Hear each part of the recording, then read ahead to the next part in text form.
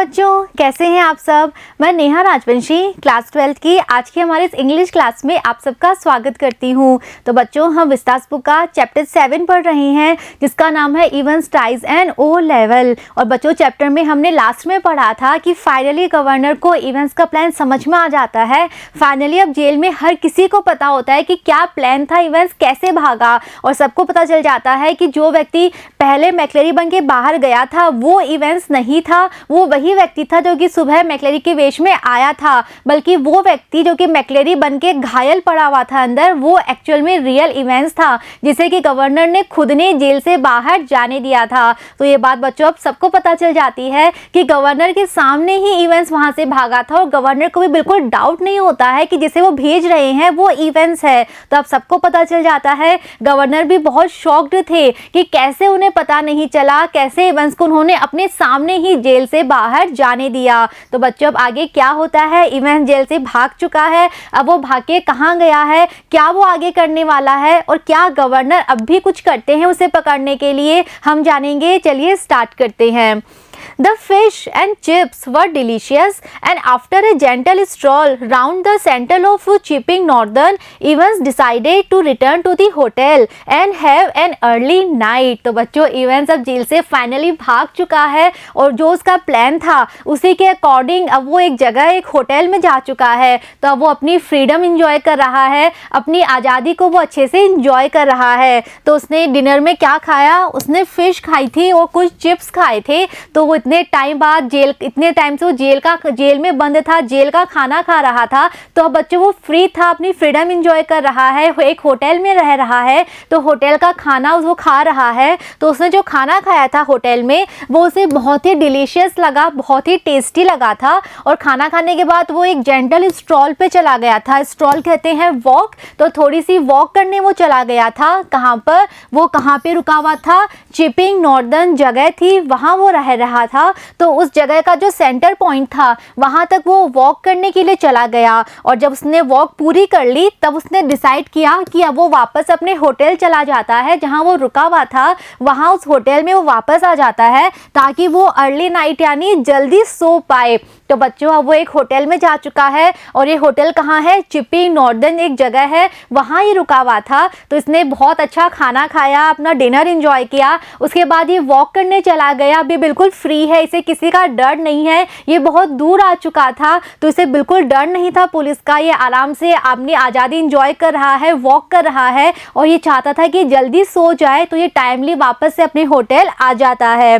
A smart new hat concealed the wreckage of his closely cropped hair। अब उसने क्या पहन रखा है, उसने अपने सिर पे एक हैट पहनी है जो कि बहुत ही स्मार्ट है और एक न्यू हैट है। और ये हैट उसने क्यों पहनी है, ताकि ये हैट कंसील कर दे। कंसील कहते हैं किसी चीज़ को हाइड करना, और क्या हाइड कर दे, रैकेज कहते हैं किसी चीज़ के अवशेष। तो क्या अवशेष थे उसके बालों पे, उसके बाल जो कि बहुत ही क्लोजली क्रॉप्ड थे, यानी कि जो बहुत छोटे छोटे से कटे हुए बाल थे, उसके अवशेष को कंसील करने के लिए, हाइड करने के लिए इसने एक बहुत ही स्मार्ट कैप पहनी हुई थी।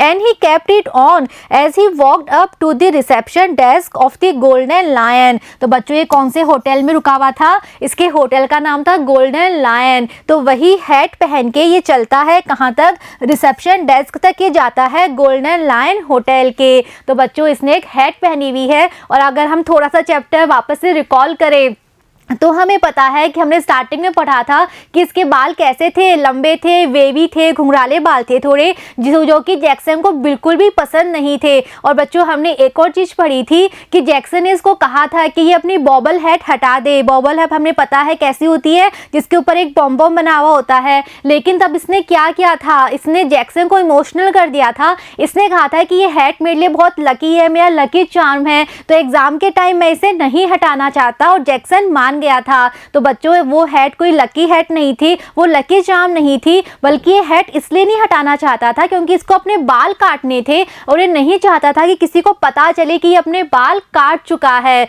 तो इसको अपने बाल बिल्कुल वैसे ही काटने थे जैसे कि बाल मैक्लेरी के आए थे, यानी कि जो व्यक्ति मैक्लेरी बन के आया था उसके बाल भी बिल्कुल छोटे छोटे कटे हुए थे और वैसे ही बाल इसे अपने काटने थे ताकि किसी को डाउट ना हो कि कौन मैक्लेरी है और कौन इवेंट्स है। तो अपने बालों को ये उस हैट से छुपाना चाहता चाहता था, इसीलिए इसने जैक्सन को भी इतना इमोशनल कर दिया था और अभी भी अपने बालों को छुपाने के लिए इसने एक हैट पहनी हुई है। It would take a good while for his hair to regain its former glories। और उसे पता है कि उसने बाल अब इतने छोटे कर लिए थे कि बालों को फिर से बढ़ने में, यानी कि पहले इसके बाल थोड़े लंबे थे, वेवी थे, कर्ली थे, तो इसके बालों की जो पहले ग्लोरी थी, जितने अच्छे बाल लगा करते थे, उतने बाल वापस से रिगेन होने में, रीग्रो होने में थोड़ा सा टाइम लगेगा। थोड़े से टाइम बाद इसके बाल फिर से पहले की तरह हो जाएंगे। But what the hell did that matter. लेकिन फिर सोचता है कि लेकिन इस बात का क्या फर्क पड़ता है कि मेरे बाल छोटे हो गए, छोटे कटे हुए हैं, अच्छे नहीं लग रहे, इस बात का क्या फर्क पड़ता है। He was out again wasn't he. तो सबसे इंपॉर्टेंट बात तो ये थी कि वो जेल से बाहर आ चुका था, तो यही सबसे बड़ी बात थी। तो इस बात का से कोई फर्क ही नहीं पड़ रहा था कि उसके बाल अब कैसे लग रहे हैं। A bit of bad luck that when Jackson had pinched his scissors, for it had meant a long and tricky operation with his only razor blade the previous night। आगे वो अपने मन में सोच रहा है कि ये उसका बैड लक था जब जैक्सन ने उसे उसकी सीजर्स ले ली थी। पिंच मतलब होता है लेना, तो हमें पता है जैक्सन ने एग्जाम की एक शाम पहले इसकी पूरी सेल अच्छे से चेक की थी और जितने भी शार्प ऑब्जेक्ट थे, ऐसे ऑब्जेक्ट जिसपे उसको डाउट था कि इसको इवेंस एज ए वेपन ना यूज कर ले, वो सारे ऑब्जेक्ट उसने हटा लिए थे। तो उसने इवेंस की सीजर भी हटा ली थी। तो इवेंस सोच रहा है कि ये उसके लिए बैड लक था कि जैक्सन ने उसकी सीजर ले ली थी, तो उसको अपने बाल काटने के लिए सिर्फ किसका यूज करना पड़ा था, उसके पास सिर्फ एक रेजर बचा था। रेजर भी उसको क्यों दिया था, शेविंग करने के लिए। तो उस रेजर की जो ब्लेड थी सिर्फ वही उसके पास थी, तो वही उस ब्लेड का यूज करके ही उसको अपने बाल काटने पड़े थे। तो उसका ये जो काम था ये उसको एक बहुत लंबा और ट्रिकी ऑपरेशन लग रहा था कि एक ब्लेड की हेल्प लेके उसने अपने बाल काटे थे। तो ये काम बहुत ही लंबा था, बहुत ही ट्रिकी उसको लगा। But he had his good luck too. आगे वो सोच रहा है लेकिन ये तो बैड लक था, चलो कि सीजर नहीं थी, सिर्फ एक ब्लेड की हेल्प से उसने अपने बाल काटे। लेकिन वो सोच रहा है कि लेकिन उसका साथ एक बहुत अच्छे लक ने भी दिया था, बहुत बड़ा गुड लक भी उसके साथ था। Just think if Jackson had made him take his bobble hat off you. तब वो सोच रहा है कि सोचो अगर जैक्सन मुझे फोर्स करता कि मुझे अपनी बॉबल हैट हटानी है, यानी जैक्सन ने तो कहा था ना कि अपनी हैट हटाओ, लेकिन इसने एक न्यूज़ स्टोरी क्रिएट कर दी थी इवेंट्स ने कि ये हैट मेरे लिए बहुत लकी है, मेरा लकी चार्म है। तब वो सोच रहा है कि ये भी मेरा गुड लक था कि जैक्सन मेरी बातों में आ गया और उसने मुझे फोर्स नहीं किया मेरी हैट हटाने के लिए। अगर वो मुझे अपनी बॉबल हैट हटवा देता तो सबको पता चल जाता कि मैंने अपने बाल काट लिए हैं। That really had been a close call। तब वो सोच रहा है कि ये सच में बहुत ही क्लोज कॉल थी, यानी कि वो बहुत मुश्किल से बिल्कुल बाल बचा है। जैक्सन ने कह दिया था कि अपनी हैट उतारो, वो तो उसने इमीडिएटली एक स्टोरी बना ली, उसको इमोशनल कर दिया, इसलिए उसने परमिशन दे दी। तो वो सोच रहा है कि वो कितना मुश्किल से बिल्कुल बाल बचा है। Still old Jackson wasn't such a bad fellow. तो सोच रहा है कि वो जो ओल्ड जैक्सन है वो इतना बैड फेलो नहीं है, वो अच्छा व्यक्ति है। उसने उसकी स्टोरी पे विश्वास किया और इमोशनल होकर उसने उसको हैट पहनने को दे दी। One of the worst thing funny really had been the beard. अब वो अपनी पूरी प्लानिंग के बारे में एक एक करके सोच रहा है इवेंट्स। तो वो सोच रहा है कि जो सबसे वर्स्ट थिंग थी इस पूरी प्लानिंग में, जो सबसे बेकार चीज़ थी उसके लिए और जो एक्चुअल में उसके लिए बहुत ज़्यादा फनी भी थी, वो क्या थी, वो थी वो नकली बियर्ड जो कि उसने लगाई थी।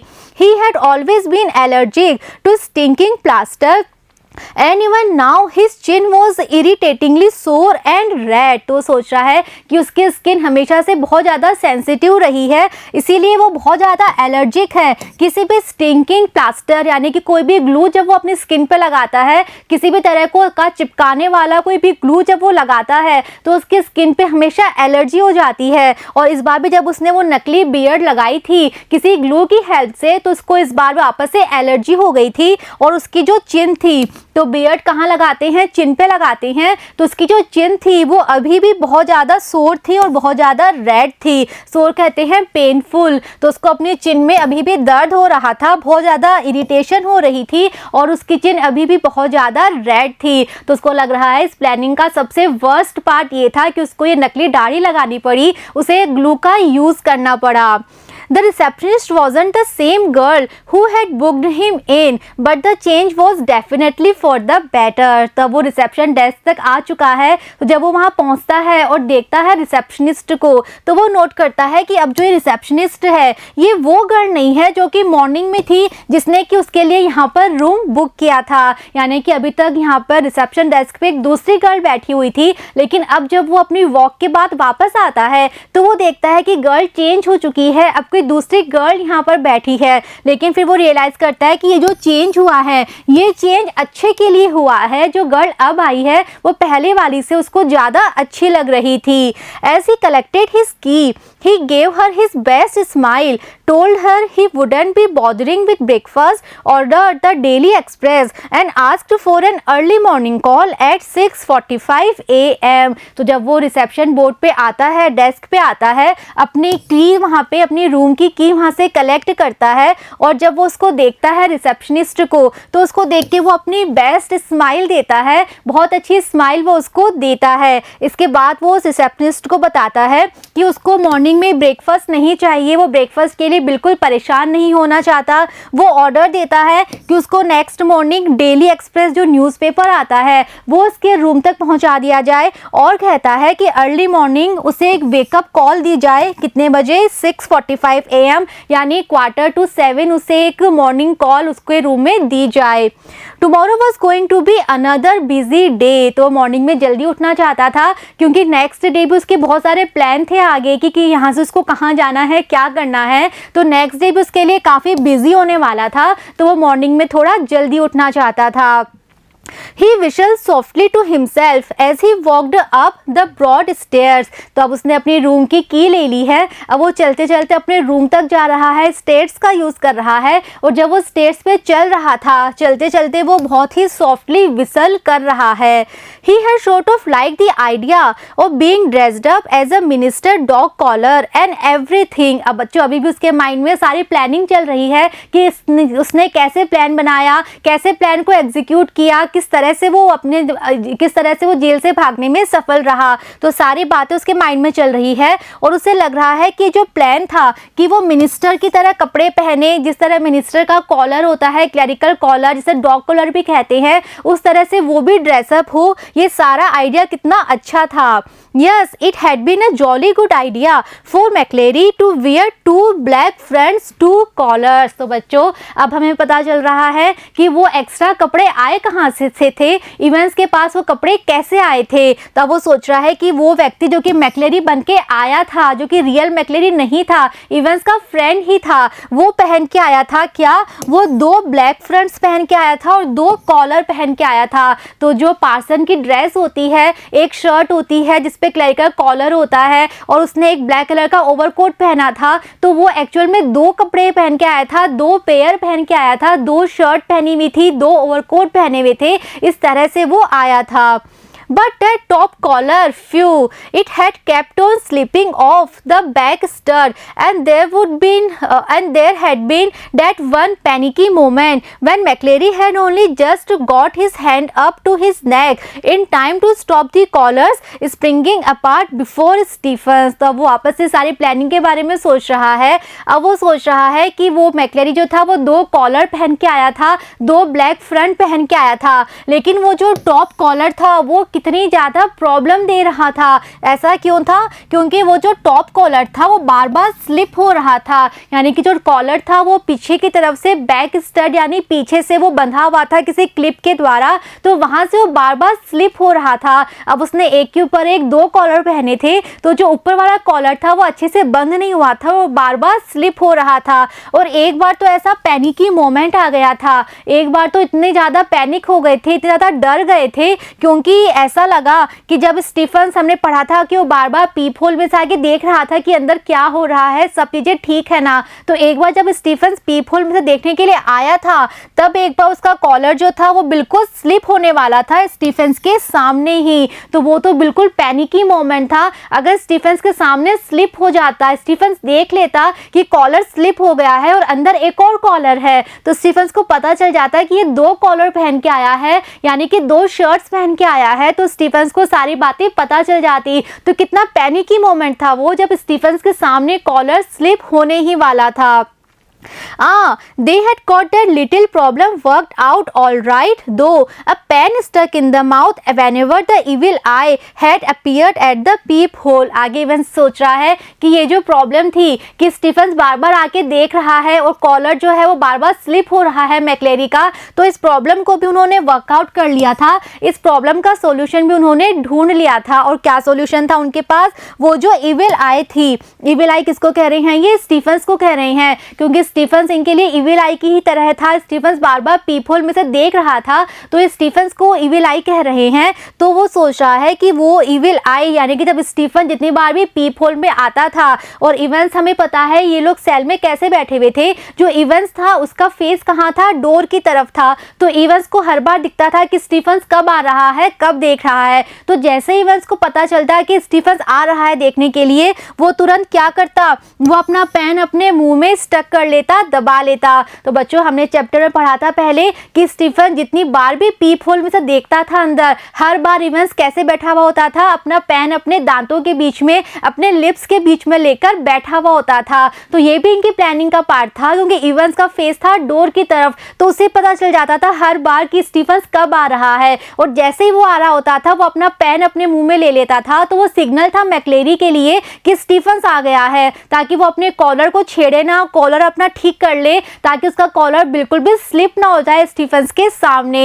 तो इस तरह से हर एक चीज का इन लोगों ने ध्यान रखा था। जहां कहीं भी थोड़ी सी प्रॉब्लम लग रही थी, हर एक प्रॉब्लम को उन्होंने वर्कआउट कर लिया था। बिल्कुल परफेक्टली इवेंस ने अपना प्लान एग्जीक्यूट किया था। तो जो इसका फ्रेंड मैक्लेरी बन के आया था, वो एक्स्ट्रा पेयर कपड़े पहन के आया था, और स्टीफन के सामने भी ये बाल बाल बचे थे। स्टीफन के सामने कॉलर बिल्कुल स्लिप होने वाला था, लेकिन बड़ी मुश्किल से ये बच गए थे।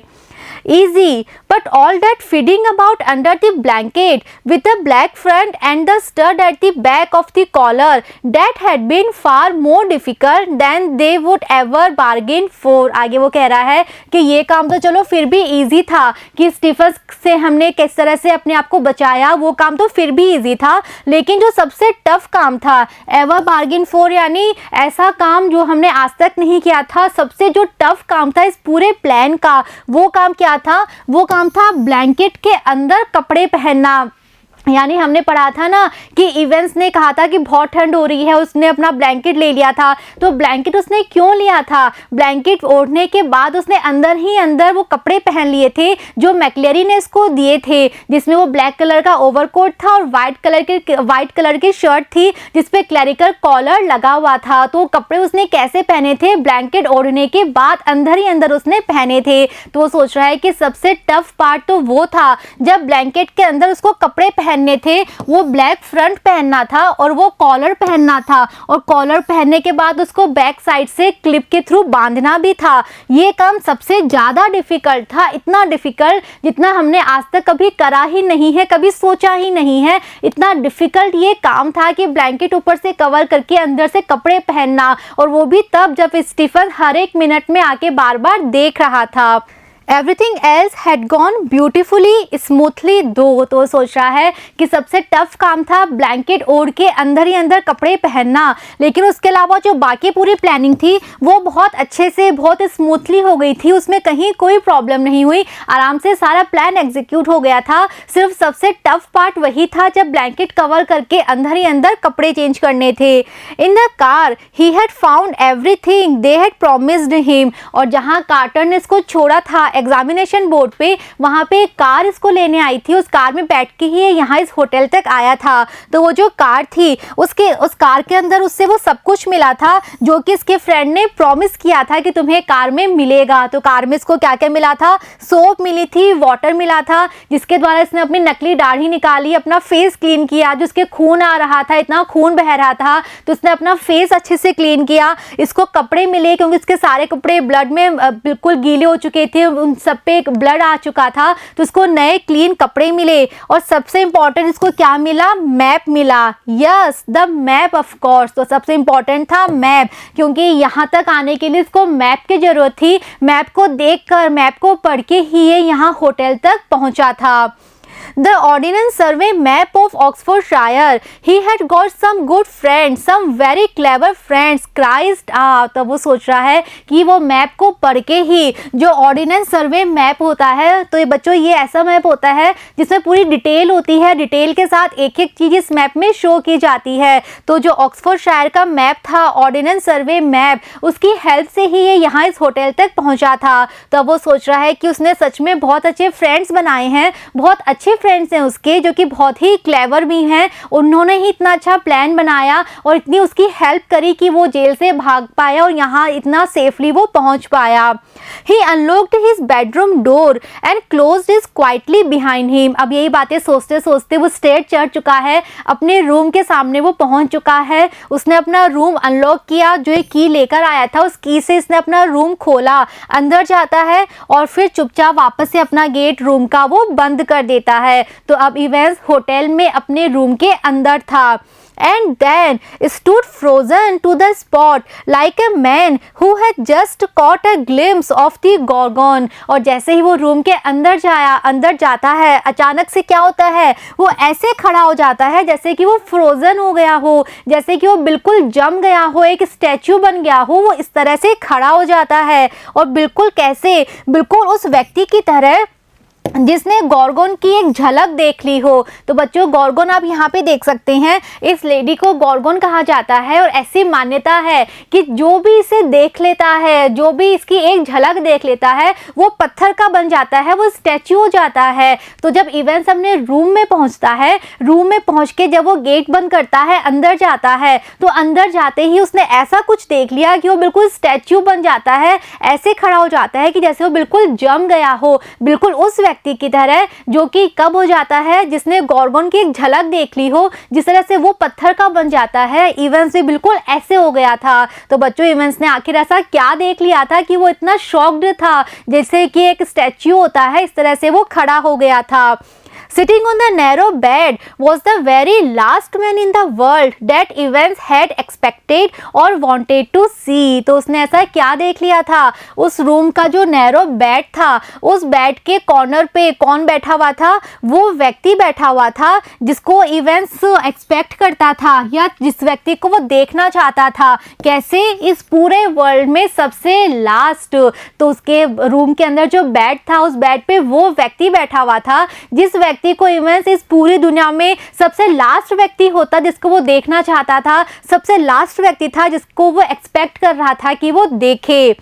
It's not worth trying anything, said the governor quietly. और वो व्यक्ति कौन था, वो व्यक्ति था जेल का गवर्नर। तो बच्चों फाइनली गवर्नर पहुंच चुका था इवेंस के रूम में। गवर्नर ने फाइनली किसी तरह क्रैक कर लिया कि इवेंस का रियल प्लान क्या था। उसे न्यूबरी नहीं जाना था, बल्कि यहाँ गोल्डन लायन होटल में आना था। ये गवर्नर पता कर लेते हैं और फाइनली वो इवेंस के रूम में पहुंच जाते हैं। तो गवर्नर को अपने सामने देखकर इवेंस इतना शॉक्ड है कि वो एक स्टैचू की तरह खड़ा हो गया है। और गवर्नर क्या कह रहे हैं, गवर्नर कह रहे हैं कि इवेंस अब कुछ भी ट्राई करने से कोई फायदा नहीं है। अगर तुम्हारे मन में अभी भी कुछ प्लानिंग है, तुम अभी भी यहाँ से भागना चाह रहे हो, तो कुछ भी ऐसा ट्राई मत करो, क्योंकि इस तरह का कोई भी काम ट्राई करने से कुछ नहीं होगा।